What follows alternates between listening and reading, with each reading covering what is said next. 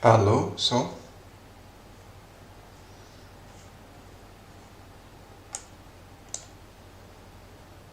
Vamos ver se...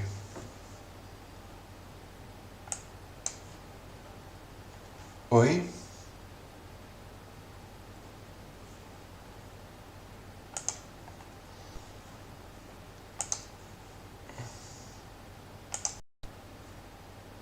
Alô, som?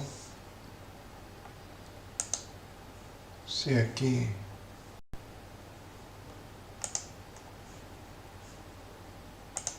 Conteúdo...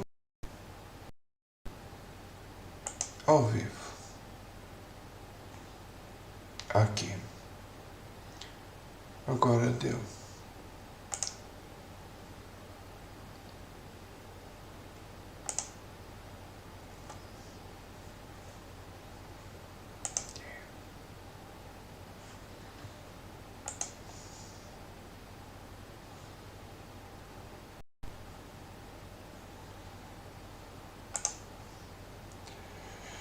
Bom, espero que agora...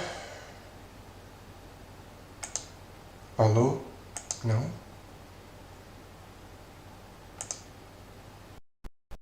Sim? Alô? Alô? Microfone USB. Ok, feito. Ok. Bom, espero que agora esteja ao vivo. Vamos ver. Oi. 2 assistindo. Ok. Oi, Lady. Agora tá dando para ouvir? Que bom. Fico contente. Bom. Bom. Na última hora, estava tudo configurado direitinho e na última hora deu um pau. Bom, vamos lá. Como que vocês estão? Tudo bem com vocês aí? Espero que... Márcia, bem-vinda. Leider, bem-vindo. Espero que todo mundo consiga chegar.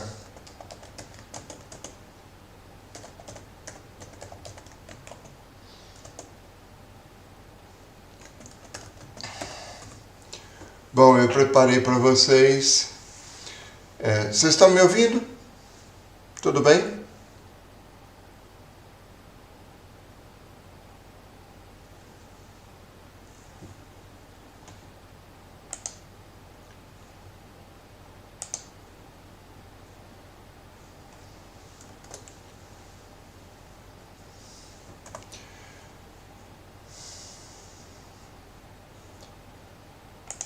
Bom, não estão me ouvindo, pelo visto. Bom, eu preparei um pouco o texto da encíclica Redemptor Hominis, e eu vou pegar o texto.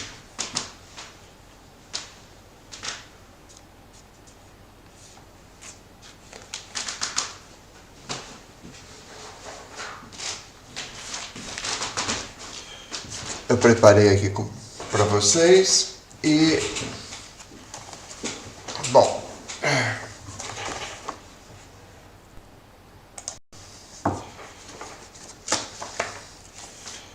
A encíclica é de 4 de março de 1979, a primeira encíclica do Papa...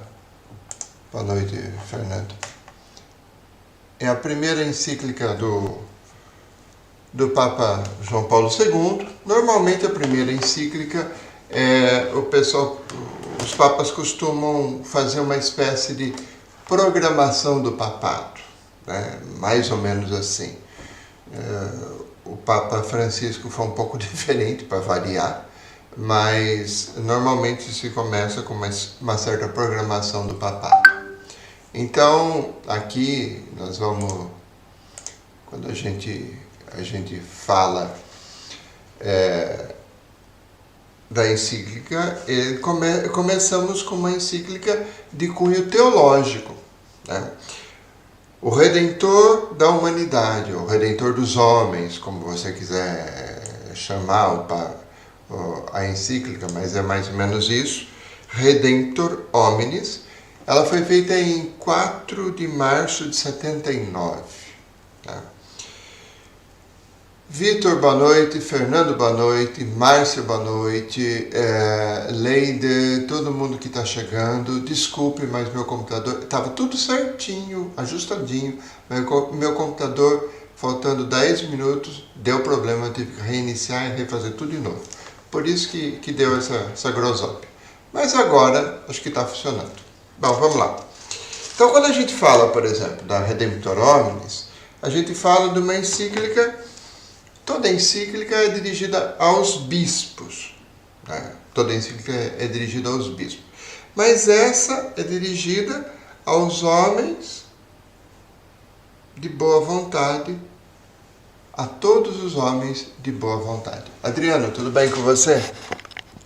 Então, quando a gente fala, esse é um texto mais universal. Bom, é interessante que já no primeiro parágrafo o Papa fala que está muito próximo do ano 2000. Ele está falando de 79, hein? Ela foi feita em 79, mas parece que ele já tem uma certa obsessão pela virada do milênio. Tá? E aí ele fala, inclusive, no primeiro parágrafo, ele fala do grande jubileu do ano 2000. Então ele já estava programando no primeiro ano do pontificado o jubileu da redenção. Aladim, tudo bem com você? Bem-vindo. Tá? Depois, quando a gente fala, eu fiz aqui um pequeno resumo, a encíclica tem 4 pontos principais. Tá? Primeiro, o primeiro ponto fala da herança que ele recebeu de Paulo VI, do Vaticano II, do João Paulo I e tudo. Depois, o segundo ponto fala do mistério da redenção. O terceiro ponto fala de o homem redimido e a sua situação. Então aqui ele vai entrar na questão da igreja. Tá? E o quarto ponto fala da missão da igreja. E ele termina com um discurso falando de Nossa Senhora. Aliás, uma coisa bem clássica. Né? Os padres antigos, quando começavam a falar de Nossa Senhora, sabia que estava no final do sermão. Né? Então, bem clássico. Se você olhar a encíclica, ela tem basicamente 2 premissas e uma conclusão. A primeira premissa, quando ela fala do mistério da redenção, fala, por exemplo, da encarnação de Jesus Cristo, que acaba gerando a igreja. A segunda premissa fala da igreja, que como Jesus Cristo, a igreja se encarna no mundo, né? E se encarna nos sacramentos. E a conclusão diz que a missão da igreja é servir o homem todo. Bom, esse é o resumão da encíclica, vamos ver assim, tá? Eu separei alguns parágrafos para a gente comentar. Se você tiver o texto na sua frente, deixa eu ver, eu tenho aqui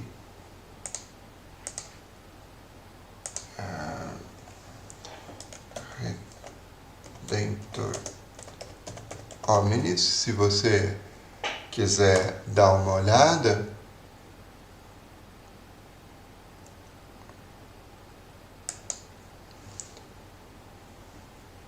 A gente pega o texto em português, né? E vamos lá, eu vou pôr para vocês aqui, caso vocês queiram.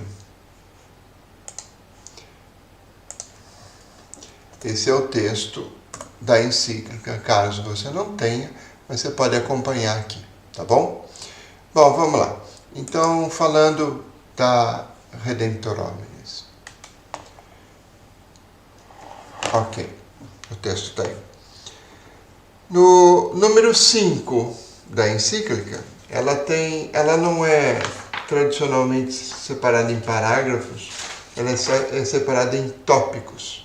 Então, no 5, ela fala da sinodalidade, da colegialidade.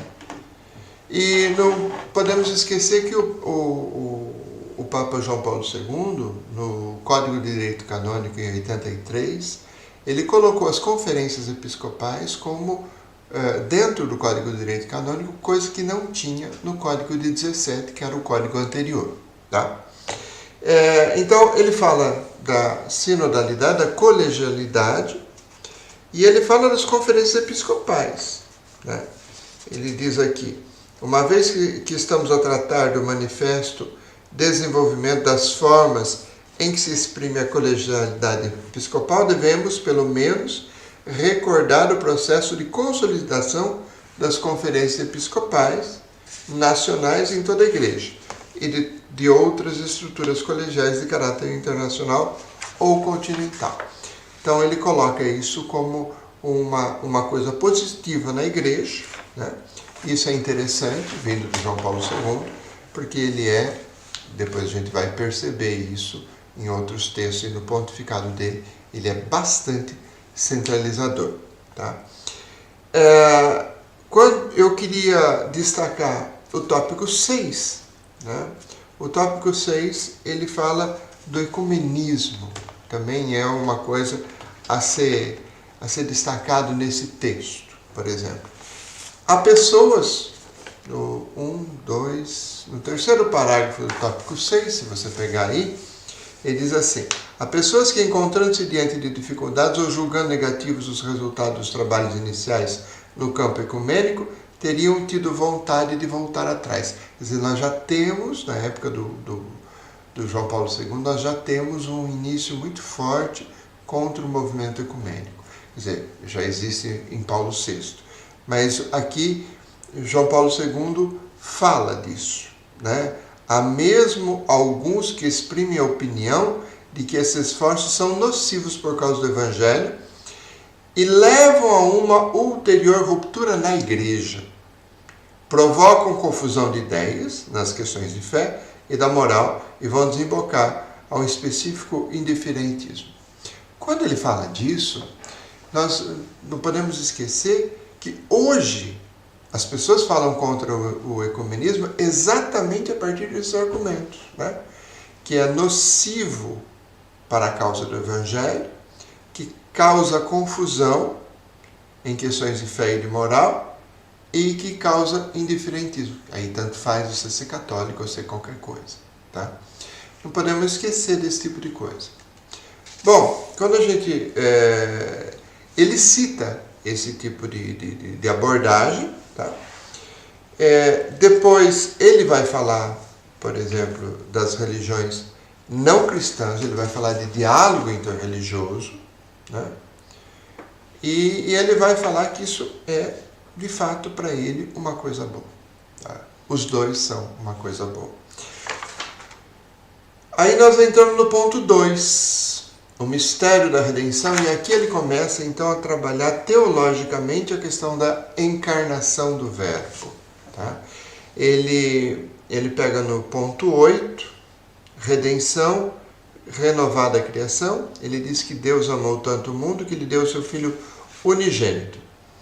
E aí ele vai dizer no final do parágrafo, né, pela sua encarnação, está falando de Jesus Cristo, ele, o Filho de Deus, uniu-se de certo modo a cada homem. Então veja, a encarnação não é só entre Deus e um ser humano, mas entre Deus e toda a humanidade. Trabalhou com mãos de homem, pensou com uma mente de homem, agiu com uma vontade de homem e amou com o coração de homem. Nascendo da Virgem Maria, ele tornou-se verdadeiramente um de nós, semelhante a nós em tudo, exceto no pecado. Ele, o Redentor do homem. Ele fala disso porque aqui ele vai começar depois, a partir do 9 para frente, ele vai começar a tirar as consequências desse tipo de coisa. Então ele diz no 9, com esta revelação do Pai e a efusão do Espírito Santo, que imprime um sigilo indelével no mistério da redenção, se explica o sentido da cruz e da morte de Cristo. Quer dizer, Jesus se encarnou, morreu crucificado, e aí ele vai dizer que o ápice do mistério é Pentecostes. Né? fiel ao seu amor para com o homem e para com o mundo, que já se revelara no início da criação. O homem não pode, número 10, o homem não pode viver sem amor.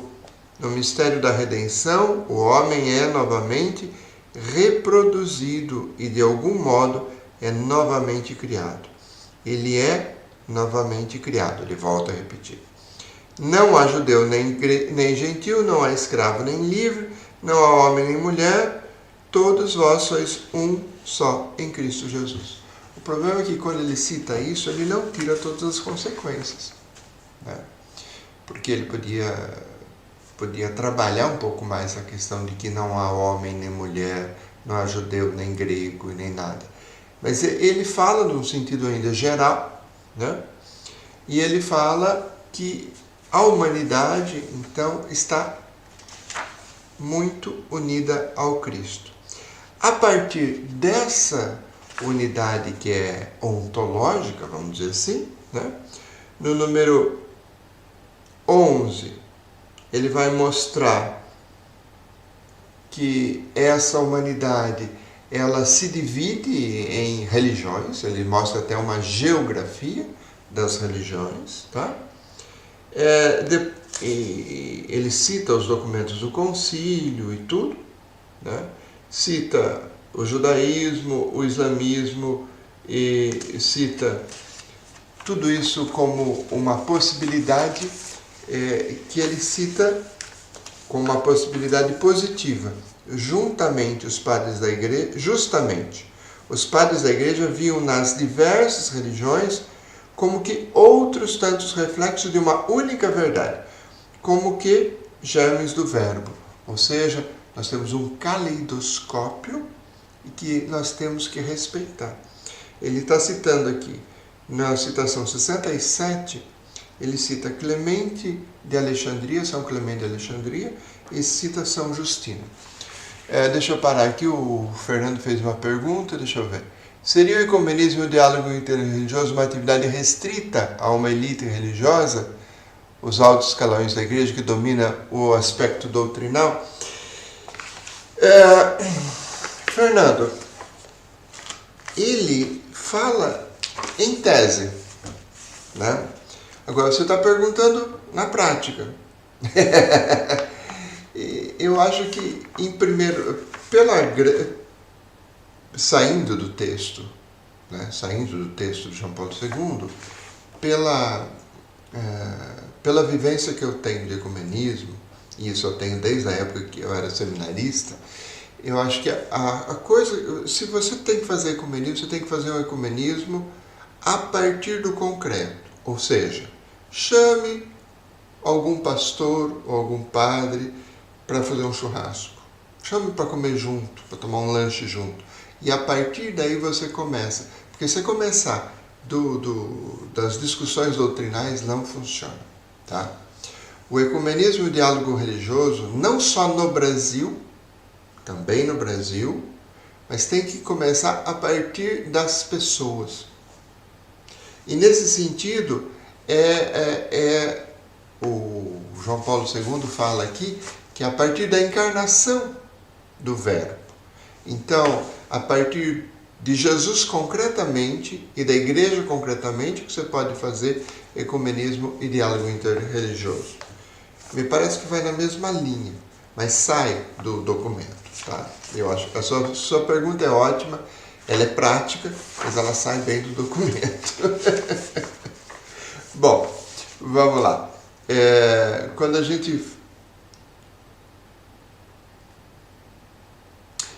aqui ele cita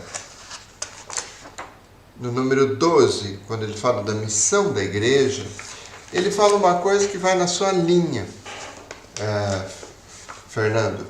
Nesta união da missão, ele vai começar a falar da missão da igreja, que tem que pensar a partir do ecumenismo e do diálogo interreligioso. Nesta união da missão, da qual decide sobretudo o mesmo Cristo, todos os cristãos devem descobrir aquilo que os une, ainda antes de se realizar a sua plena comunhão. Esta é a união apostólica e missionária e apostólica. Graças a esta união, podemos juntos aproximar-nos do magnífico patrimônio do espírito humano, que se manifestou em todas as religiões, como diz a declaração do Segundo Concílio Vaticano Nostra Aetate.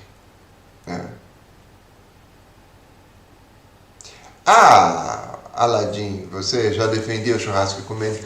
Eu acho que dá muito certo.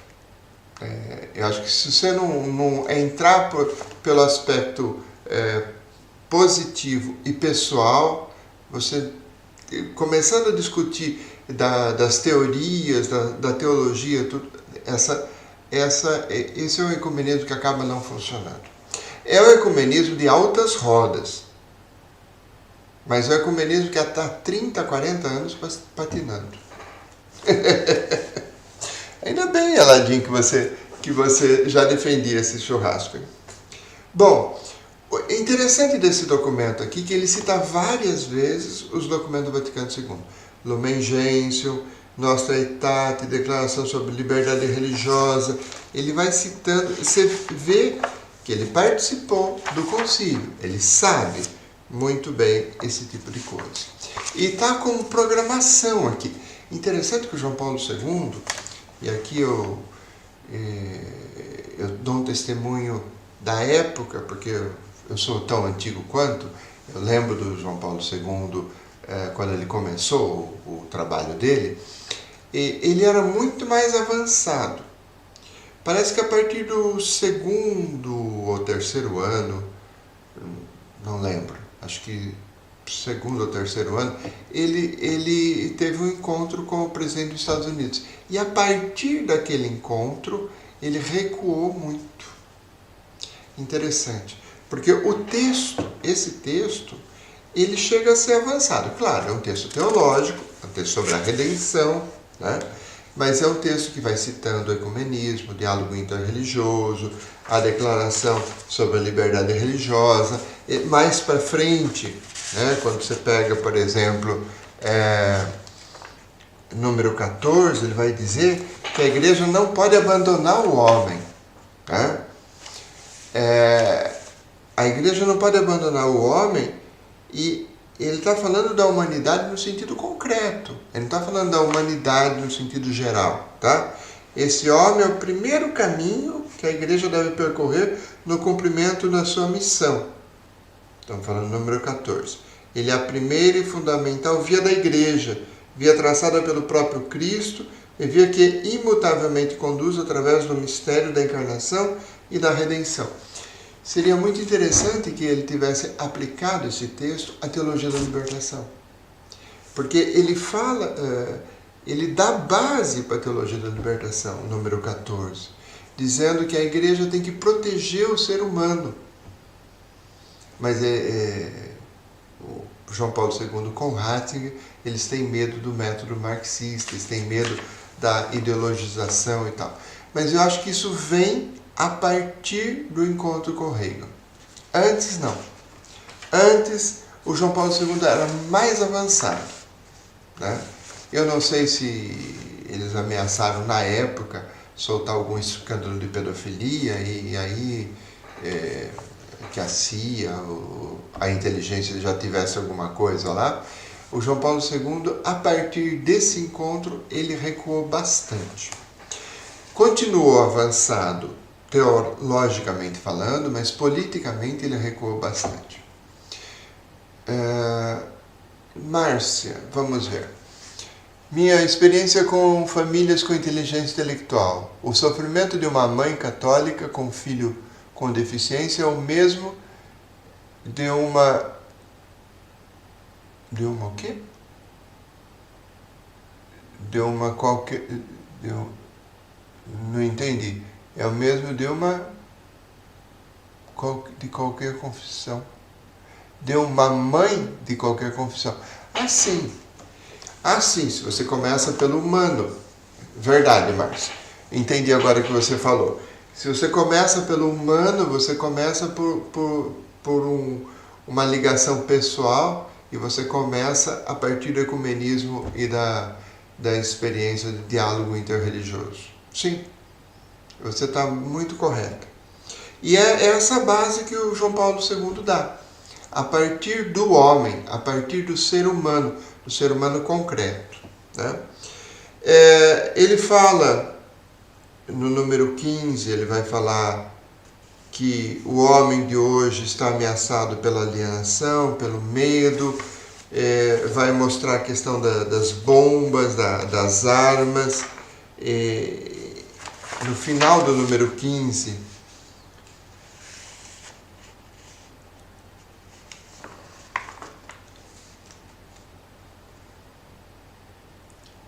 ele fala que a igreja, que é animada pela fé escatológica, né, considera sua solicitude pelo homem, pela sua humanidade e pelo futuro dos homens sobre a face da terra e, por consequência, pela orientação de todo o desenvolvimento e progresso, como um elemento essencial da sua missão, indissoluvelmente ligado com ela.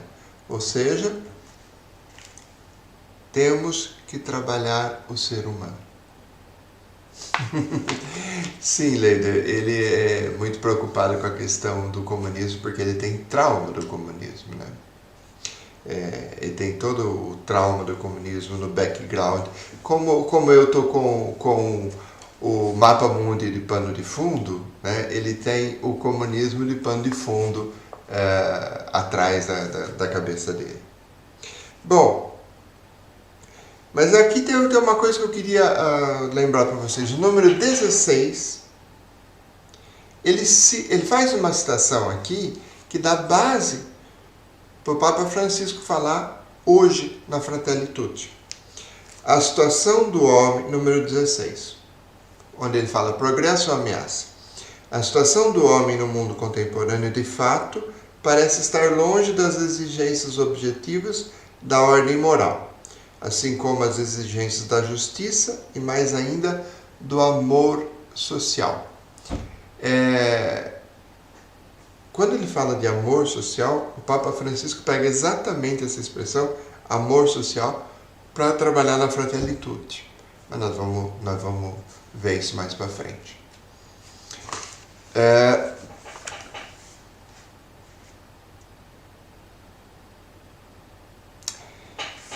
Então, Fernando, eu acho que o João Paulo II não só se alinhou aos Estados Unidos para combater o bloco soviético, mas eu acho que ali os Estados Unidos devem ter ameaçado em alguma coisa. Porque o João Paulo II, por exemplo, deixou e deu vazão para a renovação carismática, que é um braço meio que protestante do catolicismo. E na época, todo o protestantismo americano estava mandando verbas e pastores para cá. A década de 80, 90, foi bem isso que aconteceu. Eu acho que o João Paulo II não só se alinhou, mas ele deve ter sido ameaçado. Isso é uma coisa que a gente está conjunturando, que a gente está pensando aqui, fora um pouco do nosso texto. Bom, o João Paulo II fala aqui da questão da prioridade, e aqui o Francisco vai pegar de novo, né? O sentido essencial dessa realeza, está falando do sentido do cristão servir, né? E desse domínio do homem sobre o mundo visível, que lhe foi confiado como tarefa pelo próprio Criador, consiste na prioridade da ética sobre a técnica, do primado da pessoa sobre as coisas e na superioridade do espírito sobre a matéria. Interessante é que quando o Papa Francisco fala que quando a bolsa cai, todo mundo fica desesperado, mas quando alguém morre, ninguém liga. O Papa Francisco faz a mesma afirmação de forma mais concreta e menos geral. Vitor, o caso de pedofilia do cardeal McCarrick é dessa época? Sim, parece que é. É bem antigo. E hoje tem uma notícia que parece que o cardeal de Witz, que era o secretário pessoal do João Paulo II, está sendo acusado na Polônia, está sendo investigado e foi processado por encobrimento de pedofilia. Quando fala que o João Paulo II estava encobrindo, pode ser que não tenha nem chegado no João Paulo II, porque o secretário e alguns outros cardeais parece que barravam. Em todo caso, nós temos muita coisa para ser descoberta dessa época. Mas o cardeal McCarrick já era nessa época, se não era cardeal, era arcebispo, mas já tinha bastante coisa nessa época. Só que parece que o João Paulo II pode ser um pouco inocente dessa história. Pode ser que os secretários dele não deixassem as coisas chegarem até ele. Pode ser. Parece que tem alguma coisa a ver. Eu, particularmente, tenho algumas dificuldades com a santidade de João Paulo II. Para mim, ele pode estar no céu, mas ser santo é outra história. Porque ser santo não é só estar no céu. Ser santo é ser modelo de vida. E ele andou fazendo umas bobagens que eu não sei não. Ou pelo menos que os secretários deles fizeram algumas bobagens e não deixaram chegar até ele. Em todo caso, tem alguns escândalos na época do João Paulo II bem complicado. Bom, voltando, ele fala no número, estamos no número 16 ainda, ele fala contra as armas, ele diz aqui: todos sabemos bem que as zonas de miséria ou de fome que existem no nosso globo poderiam ser fertilizadas num breve espaço de tempo, se os gigantescos investimentos para os armamentos, que servem para a guerra e para a destruição, tivessem sido em contrapartida convertidos em investimentos para a alimentação, que servem para a vida. Então ele fala contra as armas, fala a favor da paz, mas no número 17 ele fala dos direitos humanos, inclusive, e fala da questão da dignidade humana e fala a favor de respeitar os direitos da religião e os direitos de atividade da igreja, que não se pede nenhum privilégio, se pede apenas o respeito desse direito. Bom, mas o que eu queria buscar aqui, no 18, ele tem uma coisa bem interessante. Ele fala da teologia da encarnação, e aqui ele chega a dizer uma coisa. Cadê o texto? Deixa eu...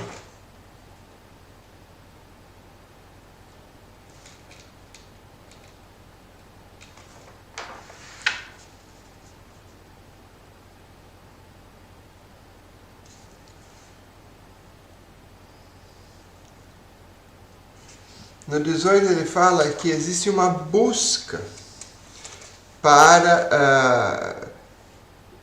que existe na teologia... Desculpe.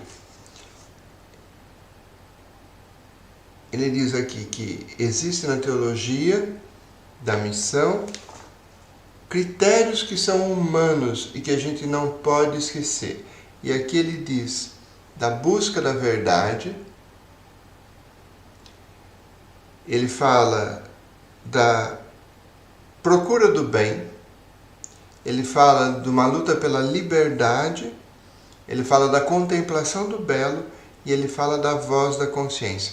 Então esses são os critérios humanos que a gente não pode esquecer, tá? Vamos lá. Verdade, bem, liberdade, belo e consciência. São coisas que não existem fé. Não exigem fé, mas estão dentro da perspectiva humana, dentro da teologia da encarnação da igreja e dentro da teologia da missão. E está no número 18. Isso é extremamente interessante. Depois o número 20, e eu queria só terminar aqui,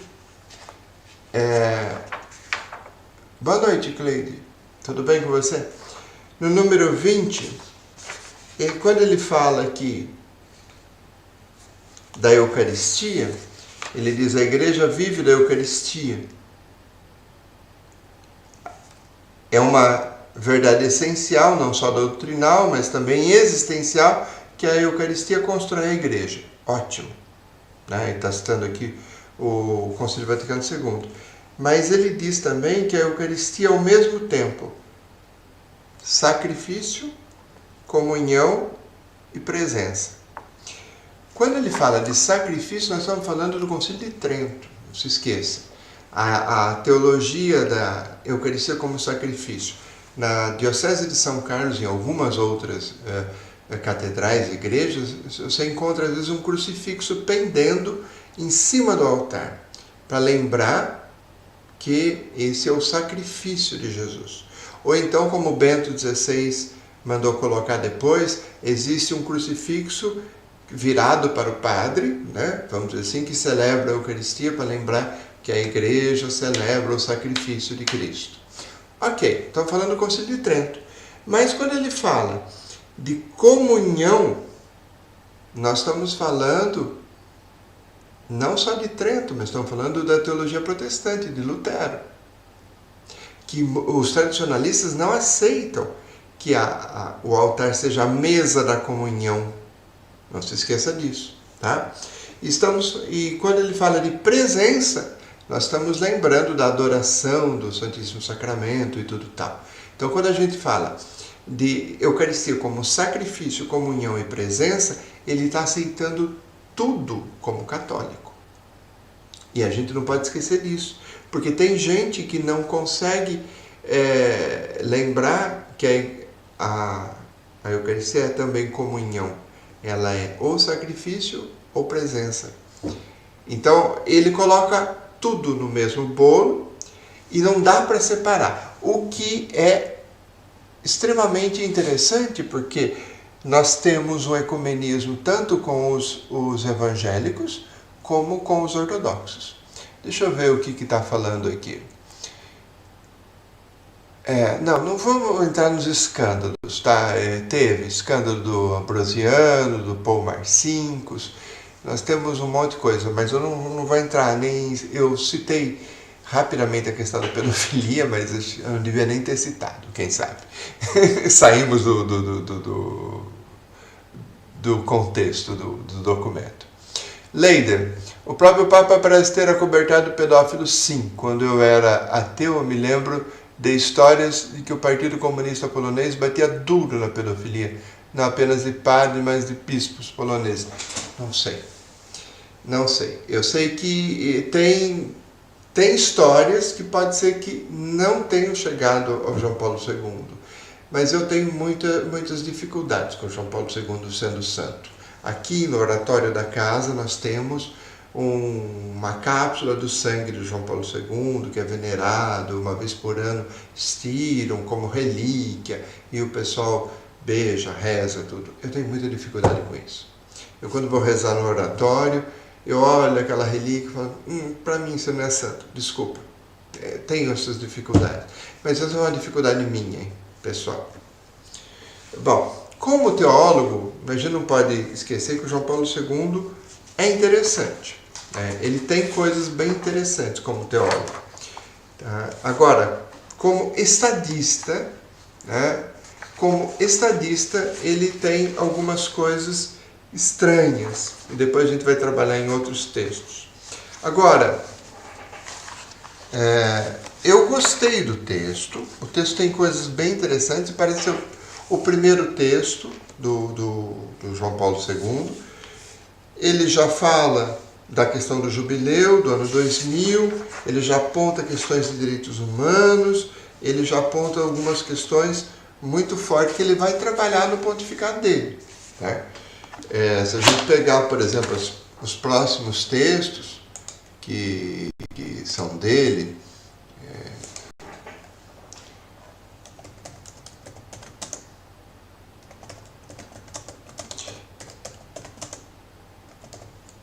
se a gente gente pegar, por exemplo, a doutrina social da igreja, a gente pegar os próximos textos, a gente vai ver... Opa! Vamos ver se eu pego aqui. O próximo dele é a Labora Exercens. A Labora Exercens já é um texto bastante forte, né? Se a gente pegar, por exemplo, a Labora Exercens, a gente vai ver, tem algumas frases lá que o Marx podia ser um pouquinho mais simples, né? Em todo caso, ele tem umas afirmações muito interessantes. Na Solicitudo Rei Socialis, na Labora Exercens, ele começa a bater firme com questão... ele faz o que a gente poderia chamar de teologia da libertação. Só que como não é da América Latina, e como é do Papa, não era suspeito de nada, né? Agora, ele tem textos muito fortes, viu? Ele tem textos muito fortes nas encíclicas dele. E a gente precisa dar uma olhada nisso, né? Vamos pegar depois a próxima encíclica, a Labora Exercens, a gente trabalha e a gente vai ver que quando ele fala do trabalho humano, ele fala do trabalho criativo e ele fala do trabalho que dá peso, que é cansativo, né? E ele trabalha o trabalho de forma concreta, quer dizer, teologicamente e de forma concreta. É bastante bom o texto. Aliás, a Labora Exercens e a Solicitudo Rei Socialis dele são muito fortes. Agora, João Paulo II escreveu demais e nem tudo é dele, a gente não pode esquecer. Eu acho que esse texto pode ser dele, as encíclicas devem ser dele, mas ele tinha na época 6 assessores para escrever discursos. Então, claro, ele dava as linhas mestras, né, e o pessoal escrevia. Mas quando se fala em encíclica, você não só dá linhas mestras e o seu secretário escreve, como também você revisa e manda refazer. Então, os 2 textos que nós vamos trabalhar ainda, esses são textos muito fortes e que vale a pena a gente ler, tá? Bom, sobre o nosso texto de hoje, como é um texto teológico sobre a questão da encarnação, ele dá base para uma teologia da missão bastante interessante, tá? Dá uma teologia da missão bem interessante porque ele fala do concreto do ser humano, do concreto das situações de direitos humanos, do concreto da missão ecumênica, e a partir daí ele dá bases bastante boas. Nós vamos trabalhar outros textos de João Paulo II. Se Deus quiser, semana que vem a gente trabalha então a Labora Exercens. Eu queria saber, antes de acabar a nossa live, esse é um bom horário para vocês? Essa é a minha pergunta. Esse horário é bom?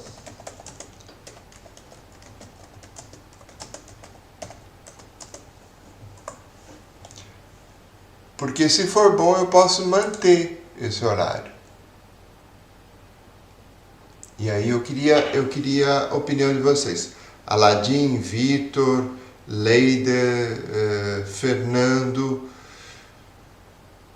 Deusdede, Adriano, Márcia. Esse horário é bom para vocês? É melhor do que o horário que eu fazia das 4 da tarde?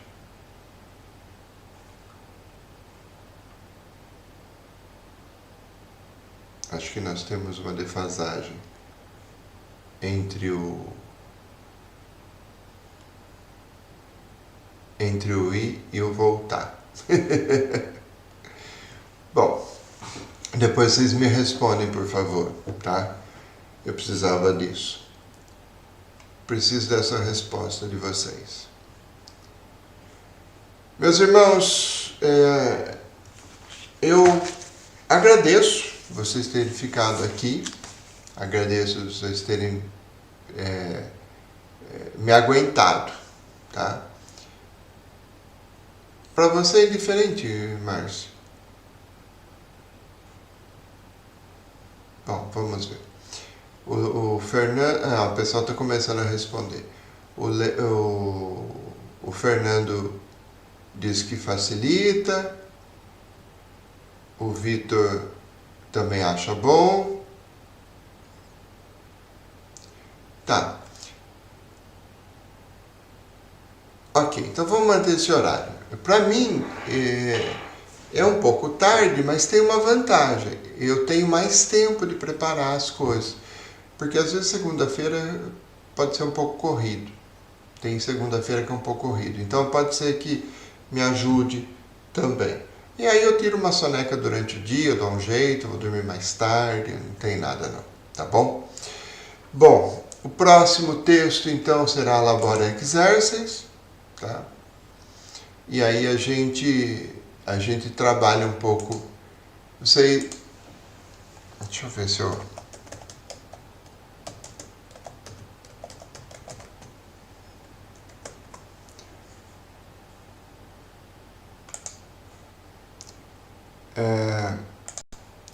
Ok, eu vou deixar já para vocês o texto, porque aí caso vocês queiram ler durante a semana, não fique só eu lendo. Tá aí o texto, caso vocês queiram, vocês podem dar uma lida antes e ver. O texto é maravilhoso, eu acho que é dos melhores textos que nós temos na doutrina social da igreja, tá? 19 horas em Brasília, aqui serão 23 horas. Tá? Voltando a Labora Exercens, se você puder ler, leia. Pegue essa semana e leia o que você puder, porque é um dos melhores textos da doutrina social da igreja. Só comparável a Rerum Novarum, eu acho. Esse texto de João Paulo II é extraordinário. Tá? Leia, eu vou ler, vou anotar, vou fazer o resumo, depois a gente entra aqui, tá bom? O Senhor esteja convosco, Ele está no meio de nós. A bênção de Deus Todo-Poderoso, Pai, Filho e Espírito Santo, desça sobre todos vós e permaneça para sempre. Amém. Meu irmão, minha irmã, muito obrigado de você estar aqui. Se você gostou, a semana que vem espero todos vocês, tá bom? Eu estava meio enferrujado, mas prometo que a semana que vem o texto é muito bom e vale a pena, não perca, ok? De qualquer jeito, Leida, com lag ou sem lag, nós temos aqui um bom encontro entre nós, tá bom? Deus abençoe, boa noite para vocês. Eu vou dormir, que aqui são 00:07. Um abraço para todos vocês. Deus ilumine.